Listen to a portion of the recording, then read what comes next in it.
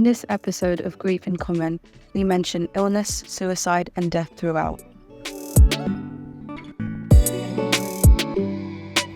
Welcome back to the Grief in Common podcast. My name's Iman, and today I'm joined with Toby and Troy, and today we'll be talking about all things that young people experience when entering adulthood whilst grieving.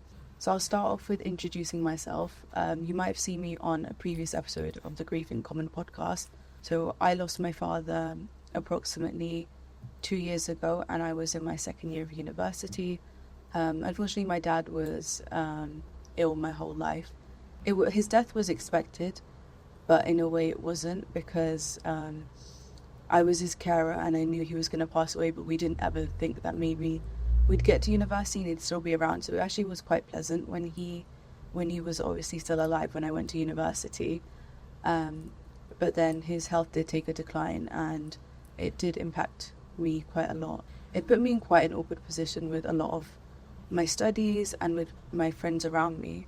And I'm not sure if you guys can relate or not as well, but I think often at my age, I was 20, I found it really difficult because I felt quite isolated. And being in university, which is such a social space, when you're not being as social as other people expect you to be, it can be really difficult. So I ended up kind of isolating myself away from university, like not going in, and just trying to hide my grief from people because I felt like they couldn't understand. So I was wondering if you guys have felt the same in your experiences as well. I'm Toby, and I'm 19, and my dad passed away 5 years ago. And coming to uni was kind of a more positive experience for me because my dad was ill for most of my life, the same with you. And before he died, I hadn't really planned on going to university. I just planned on staying at home and like continuing to be a carer for him. And so I was kind of more isolated in secondary school because I was at the end of year 9 when he died. And it's kind of a bit of an iffy environment to be in when you kind of lost a parent and your mental health kind of sucks. And so, yeah, coming to uni, I've kind of been able to be a bit more open with everything that's been going on.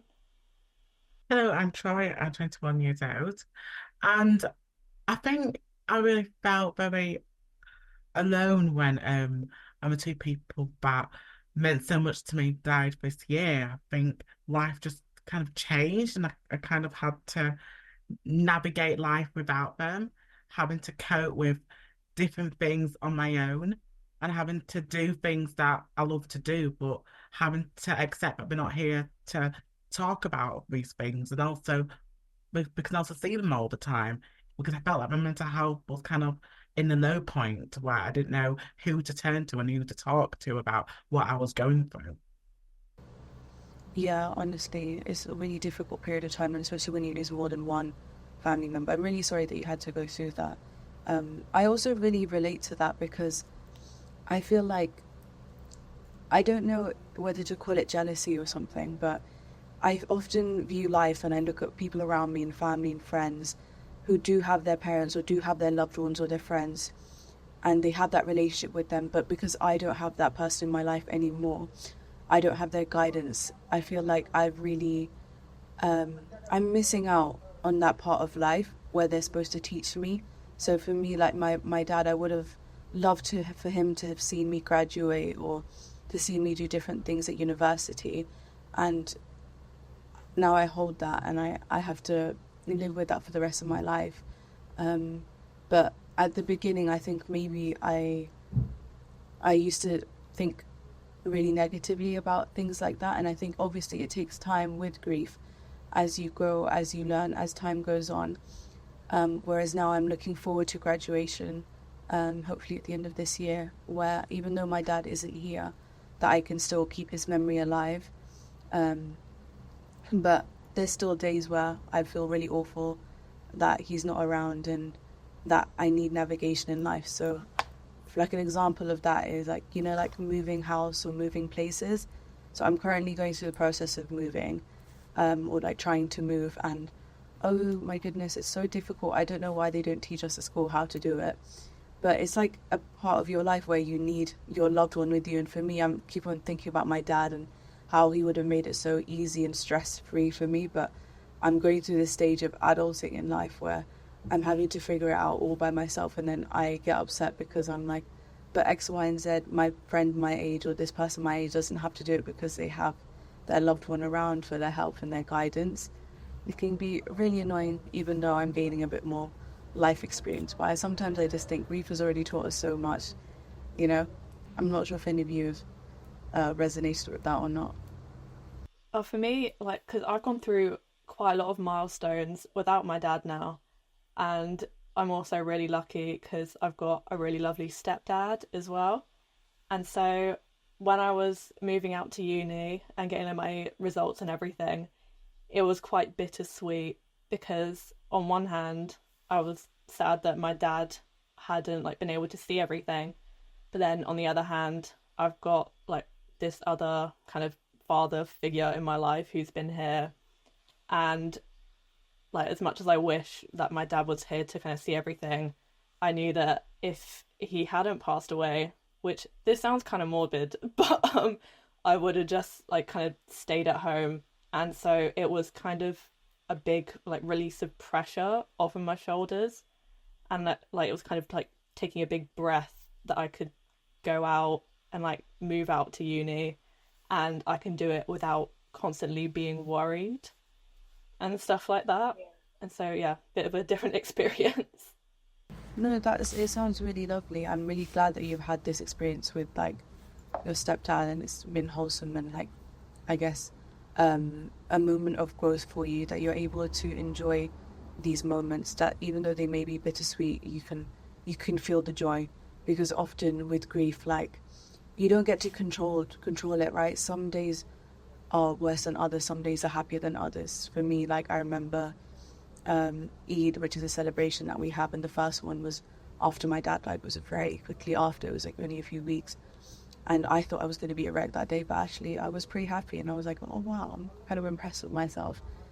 But yeah, no, that's amazing. What about you, Troy? Just feeling like very much lost without my and my two special people that I lost this year, like my aunt and my grandma.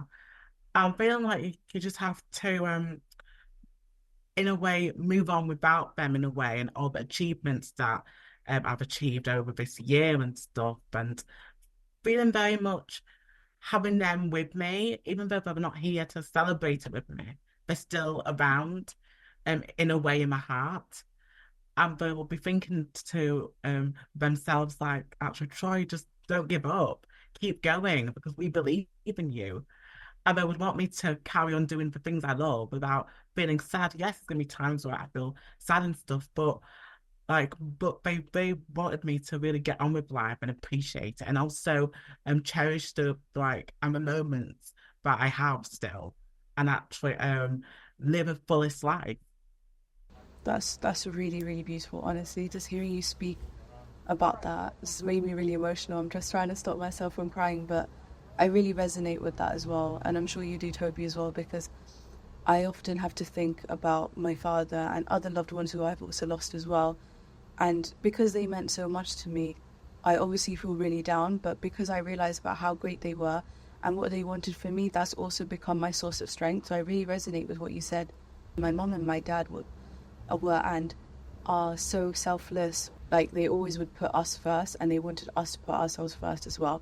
So even when my dad was sick, he never let it stop us from, achieving and doing these milestones. So when I realized that, it was a major turning point in my life and my grief, because I could hold on to him, like you said, and he taught me so many things. And if I can teach them to other people, or if I can find strength in what he said, or use his comforting advices in times where I need him, that he's not here, I'm still like continuing his legacy on, and it feels like he's still a part of me in these big phases of life, whether it's graduating, going through exams, switching jobs, or volunteering, or any of these things with work. So I often have to tie in, what would he say right now, or what would he feel, and that that gives me a lot of strength as well. And thank you for sharing that. It was really beautiful. I wanted to ask a bit more about your voluntary work. I would love to hear more about that. And was it inspired by losing your loved ones? With my volunteering work, it started way ages ago where I was just passionate about making a difference, being people to have a voice. And I think it's very much inspired me more. And given that my grandma and aunt passed away, I think it really made me think about how life is so important and how we should all appreciate life. And because I make amazing memories, and I really wanted to champion people who are going through loss and young people who are going through grief and really making a difference and being an ambassador of it to really showcase that, yes, we're having hard times, but we will very much be okay. Yeah, yes, it's going to be hard and we're going to have days where it's not going to be easy. We're going to have the good days, but also we need to be proud of ourselves and like, because our loved ones are not going to want us to be upset. They're not want us just to stop what we're doing. They want us to carry on and to continue their legacy. And I really want to continue that legacy in my volunteering and all the work I do locally and nationally to really make a difference and to really showcase that, yes, I'm going through this, but I'm strong and I'm determined and I want to make them proud. That's really, really beautiful. Honestly, it's mesmerizing. It's really heartwarming as well to hear how you're continuing their legacy. Can I ask what type of volunteering it is? I'm volunteering is advocating for children and young people. I'm on SEND, like I'm a special educational needs and disabilities, and to really make a difference in the issues that we face, like education and mental health, and other issues that we face. That's amazing. Honestly, it's really nice that you're continuing their legacy on and you're using your grief like with purpose. It's amazing. So one aspect of grief that I wanted to touch upon and ask you guys about was sharing your grief with, let's say, friends and peers and acquaintances. So for me, when I lost my dad, even though I became very open on about my grief in one way, in another way I was very, I wouldn't say closed off, but I think I was reserved.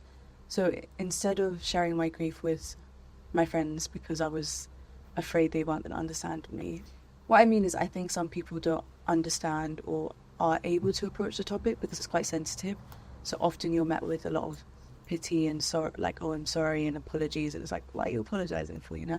So I ended up sharing mine online on like TikTok and stuff like that. And that's where I felt like I could freely express myself. But whereas when I was in university, I couldn't really say anything to anyone. And I was in a little bubble by myself. And I think everyone acknowledged it, but they didn't really know how to go about it. But as I moved on, like in university and like with life and working, I think I became more comfortable with sharing it, but it took a while. But I just wanted to know if you guys also resonated with how do you approach grief in like friendship groups and as a young adult? Well, I lost my dad when I was 14, and so I've made a lot of new friends since that's happened.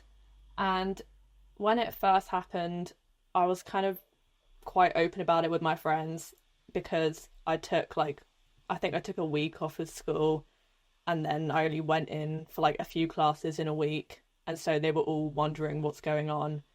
But then since going to college and then uni and meeting new people, I haven't like kind of openly spoken about it, but I do speak about my dad in the past tense. And so I just kind of leave it up to interpretation. But it was my first week or two at uni, and I'd gone out to the student union with some friends, and I have a necklace, and it's a letter M for my dad's name, and one of my friends said, "Oh, is that like a Scorpio sign or something around your neck?" And I said, "No, it's a letter." She said, "Whose name is it?" I was like, "It's my dad's." She goes, "Is he alive?" I was like, "No." And so that was the way that she found out. And so that's kind of funny to look back on because I hadn't intended on really telling anyone that soon, and she'd immediately sussed me out for that one. No, I mean, most people are afraid to ask. I mean, I guess it shows a lot of, I guess, emotional maturity and intelligence on our behalf to ask and stuff like that. But I think I resonate with that because I think with some crowds of people, I might also speak about him as if he's alive. So be like, oh yeah, my dad does that, and I know my sister does this a lot, but she won't tell them that. Oh, my dad's not alive. Like she'll talk about him as if he is alive. For me, I will talk about my dad as if he is alive, but like in a way where it's like I also leave it up into interpretation. Because I found so much strength recently in speaking about him, I do refer to him so much that it comes up in conversation, so it gets really hard not to bring him up. Um, but yeah, I think at the start it definitely was not like that. I really, really did struggle. And when you're, for me, like I was 20, people are going through such different things. And like did you say you were 14? Yeah. Yeah, it's like really like challenging times when you're 14 and you're 20 in different environments. Like I think the pressure of having like a good social group around you and peers and friendship group can be really difficult, and trying to navigate all of that with grief is really tough. So I'm curious to see like how did you navigate that, Tori? I think how I navigated it was just trying to be kind to myself and trying to look after myself. Because there was times where I wanted to shut the whole world away. I just was so angry. I was so upset, thinking, why did this happen? Or why did I lose two special people? Like, why did it all happen so soon? And I just like honestly, I just felt just alone in a way. But then I just had to like understand that this is life, and sometimes we just can't control things that happen. We just have to just trying hard to just and accept it, even though it's hard to accept that they're not there. And even if like even if maybe actually talking about them, sometimes it can be a bit hard for myself to even speak about my grandma, and like I speak about my aunt because it just brings back all those good memories, but also the bad memories because of it. So I just think for myself, just to be okay and just accept that, yes, it's happened, but like there's people around you that can support you, like friends who I think have kind of helped me in a way, who kind of like understood where I was coming from and knew what I was going through because I had a friend who actually was experiencing losing someone anyway. So it kind of helped me in actually talking about it with them, but also because like also my family members, some of them who wanted to talk about it, but also on a professional organization that kind of helped me with counselling and trying to navigate life without those two that I lost. That's really interesting. That's really interesting. It's really heartwarming to know that you in that moment could recognize that you need to focus on yourself and how you're feeling, because I think as young people we really do neglect that. And it's good as well that you had people around you and the support like counselling and your family members and friends to support you, because it's so easy to get swept away in grief. Taking the time to know how you're going to interact with other people and whether or not you're ready to share or you're not ready to share, because for example, I know for me I wasn't ready to share all the specific details of how my father passed away. He was ill my whole life. I was his carer, like you, Toby, as well. And when he also passed away, he was in hospital for about 2 months beforehand as well. So for me, when I had just lost him, I wasn't comfortable sharing how he passed away, because I think it was very close to the time and it was a bit traumatic and it was really difficult. But as time moved on, I knew what I wanted to share and say, oh, I miss him. Oh, I miss him now. It's my birthday, or it's this celebration. And I think what you said about accepting things as well is really important, because obviously it takes time and everyone's grief journeys is different. We're allowed to be selfish in these ways, because it's a tricky thing to go through at such a young age. And if we don't give ourselves grace, like how can we expect other people to give us grace? But I think it definitely comes from us taking care of ourselves first and asking for help when we need it. So for me, like one of the ways I also did ask for help was taking a break from work. And that was an interesting one because I was kind of scared at first. But I often felt that maybe like I don't want to say like taking advantage, or maybe they won't believe me like if I say that my dad's ill because it's been so long. And I think it got to a point where I was so engulfed with like my dad being really sick and about to pass away that I even sent like pictures of like the hospital records, and they were like, you don't need to send this, like we believe you, like it's completely okay. But you know, like sometimes you feel like you have to make excuses for yourself. But I think when I look back and I was like, Iman, like they gave you grace, like they didn't need any of that evidence. But it's like as a young person when you're going through all these different things, and it was my first job in London, so I was just like, I don't want to mess this up.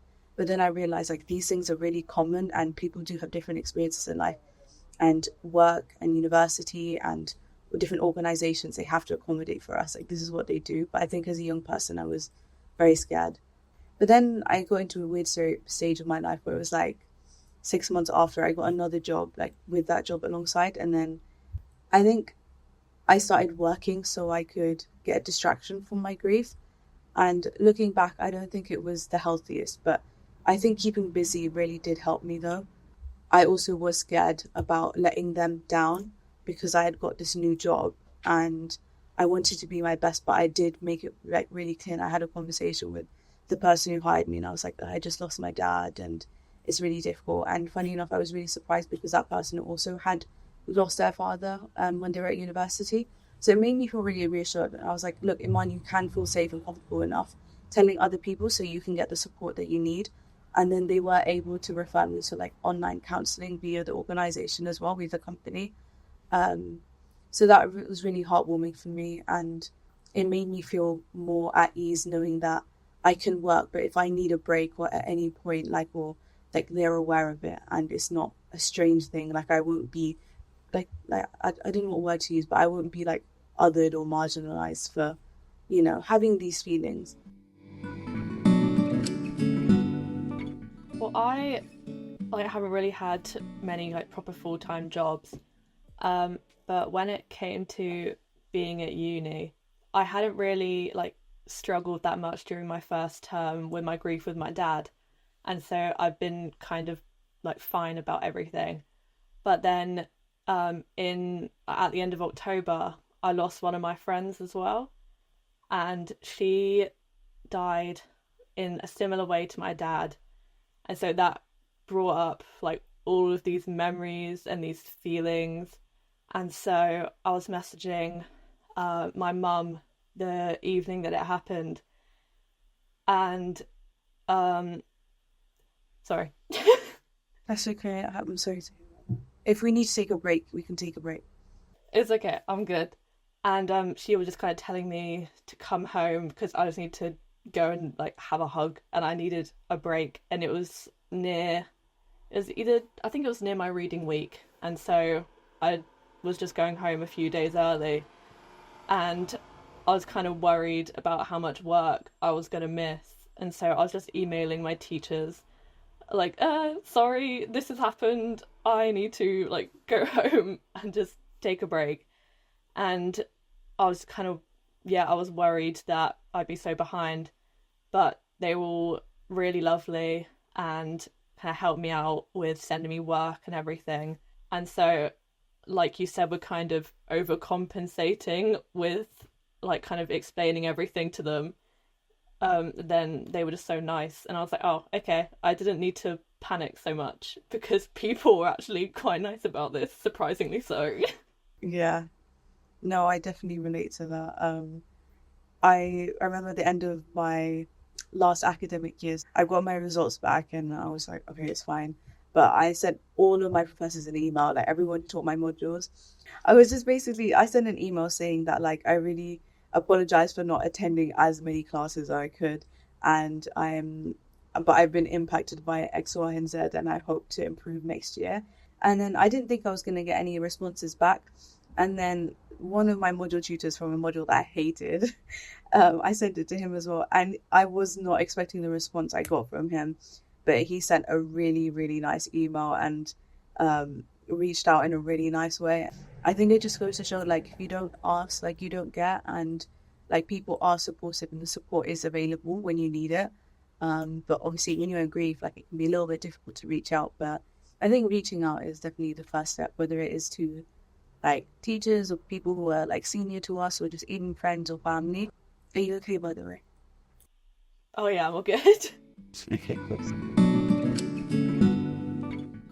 Troy, I'm curious to hear about how you navigate telling people and bring your grief into the conversation. I think actually with my volunteering, I had to like continue it even though I was going through a lot of upsetness, angriness, and just feeling lost completely. And I felt like my volunteering kind of supported me in a way. It kind of made me see things in a bigger picture in a way and made me because it made me just carry on doing what I do and like in a creative way and express myself and my grief and what I was going through. And also talking to my friends and people around me about what was going on and actually creating something powerful, something like empowering about grief and trying to navigate it to everybody so that everyone can feel like they are heard in that way. And also for young people to understand about grief and to really tell them that yes, grief and it's going to be difficult, but to just be yourself and to just never give up on yourself, even though you're going through it, because there's lots of people around you that can support you. And I think I really wanted to talk to them about it and to really show them that it's okay to grieve and it is hard, it's not easy. And that it's days where I just want to cry and because then just have a good and cry about it all and really get upset about it. But then I'm like, because when I go back to happiness, I go back to smiling about the good times and laughing about the memories that my loved ones created to me and to my family and to the whole community. I'm just, and anytime you speak, I'm honestly just blown away because you're so like articulate in how you express your grief, and it's so moving. Like I'm genuinely, I have tears in my eyes again because I can see how passionate you are and how you're using your grief to inspire other people, and you acknowledge the difficulties of grief, but you also acknowledge how it can give a person strength. And I'm sure that comes back and it relates to your loved ones who have passed away, what they've taught you, and who you are as a person. So I'm sure that you're such a joy to be around, especially with your friends and the people who you volunteer with, because you get to share all of this with them and they get to learn from you. And it's just really inspiring, honestly. I'm so touched. Thinking back to what you said, Iman, about kind of being a bit scared to tell people or like properly go into detail about what you've been going through. I remember it was just after lockdown that an article had come out all about my dad's death. And because he was a deputy head at a school in my area, so he knew a lot of people and he had died, he's taken his own life. And so it'd been this like huge thing. And our like the newspaper for our county had kind of decided to take that and make it into this big dramatic article. And that had kind of been a massive shock for me because before that I'd barely told anyone what happened. Kind of no one at my school really knew. And I didn't want them like knowing how he died, or I just didn't want like all of the details about my experience being out there. And so I used my anger as good because we couldn't do anything about the article. It's still out there. And so when I was doing my GCSE speech, I kind of empowered myself ish and talked about the media and stuff like that. And although I didn't end up doing it in front of my class as I'd wanted to, I still kind of very confidently spoke about my experience. And I just didn't really care that people were going to know what had happened now, even if it was like a few teachers. And I ended up getting a distinction. And so I was kind of proud of myself for kind of dealing with my fear and kind of pushing myself outside my comfort zone in a very uncomfortable situation. And so, yeah, I'm not really that scared to kind of talk about it anymore. And yeah, it just kind of feels quite good. Yeah, no, it was a really unfortunate situation that you were put in, and it's upsetting that you weren't and your family's privacy wasn't respected. But the way that you put yourself in a position that was difficult, but used it to find your own voice, and you like rewrote the narrative, and now like you feel more comfortable, and you got like a great grade, and you feel more comfortable sharing that, and that's an example of using something so difficult but turning it into something so positive. I always talk about finding purpose within my grief, like with my sadness, to share other people. And Troy, I'm sure you also relate with your volunteering about how we find a purpose and we rewrite the narrative. Absolutely. I think actually rewriting the narrative and rewriting that it's gonna be okay. And it's just not easy. And I think because I think a lot of us do think that, and people say, "Oh, it gets better and better," but it doesn't really get better because in a way we're still thinking about it. We're still remembering the hard times, but also we think about the good times as well. Because we very much think about all the laughs and all the giggles and just all of the fun that because our loved ones had. And I think it's so important that we just all just come together as one and just come together and support each other.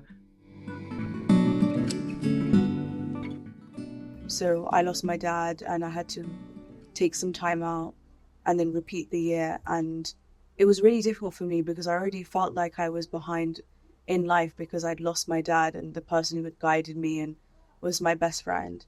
But I had to take some time to acknowledge that I wasn't in control, and I had to do what was necessary for me in order to process my grief and, let's say, fully function again. And it really took me a long time to realize that I often was comparing myself to people around me and my friends. And I think as young people, it can be really difficult to not compare yourself to others, to not look around you and see what other people are doing. And you can get fear of missing out and stuff like that. But grounding yourself, like just understanding that life is not a race, like you're allowed to take your time, you're allowed to go at your own pace.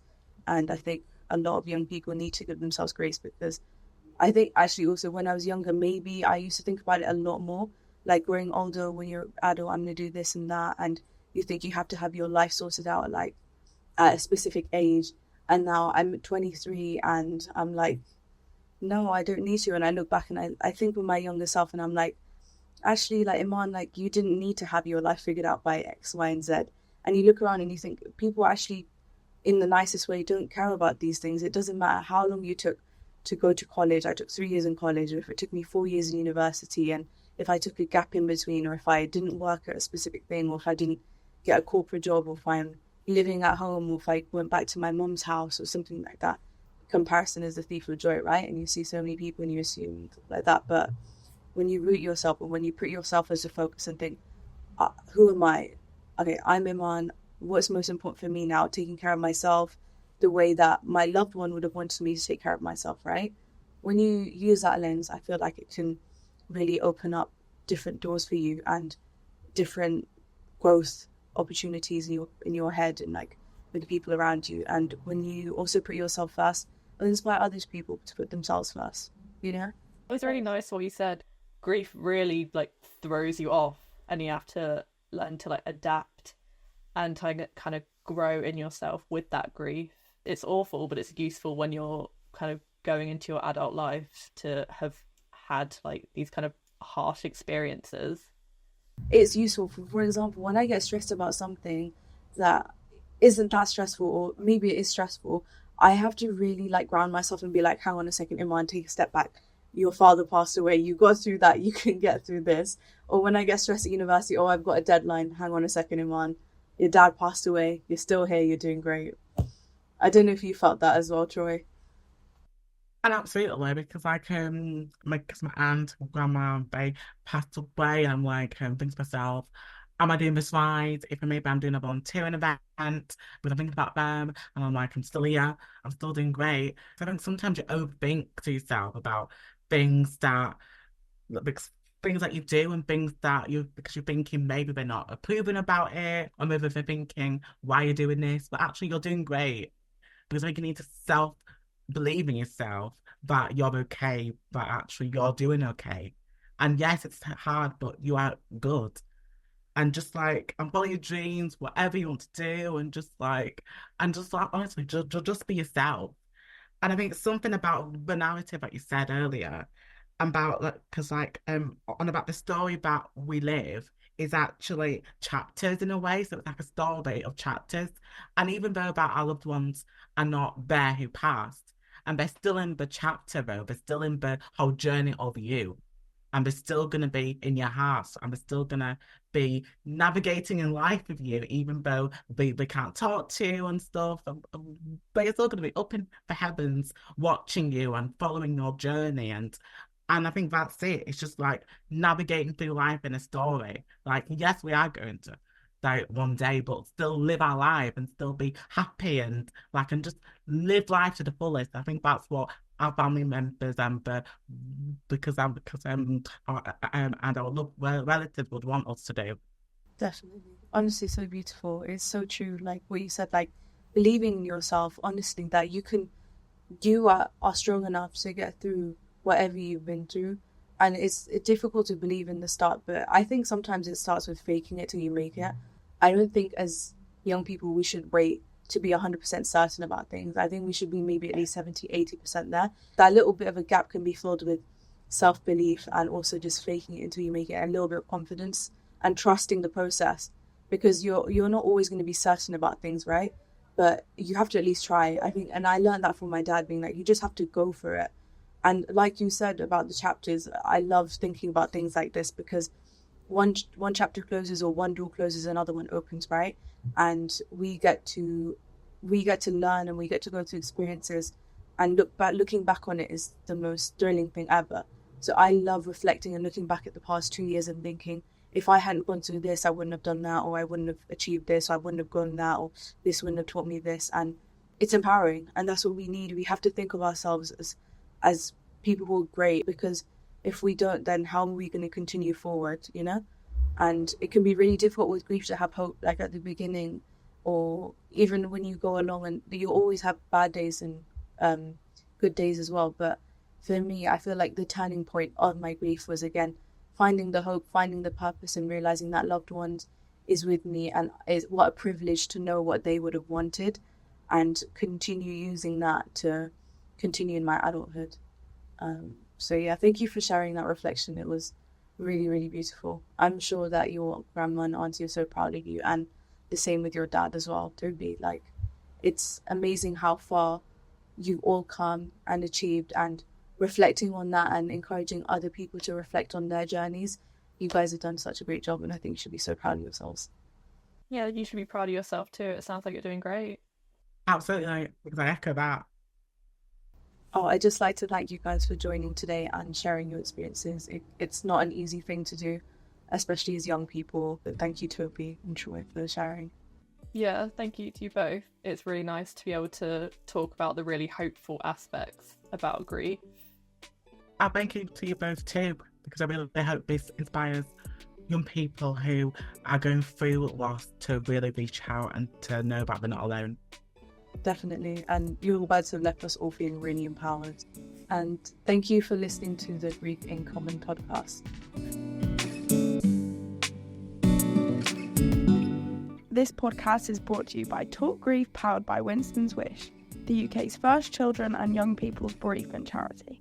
Listen to young people from different backgrounds have honest conversations about their grief and experiences. You might hear us laugh, cry, and everything in between. We hope that these conversations give you the confidence to talk about your own grief. If you're grieving and over the age of 13, this podcast is suitable for you, and we hope it helps you feel less alone.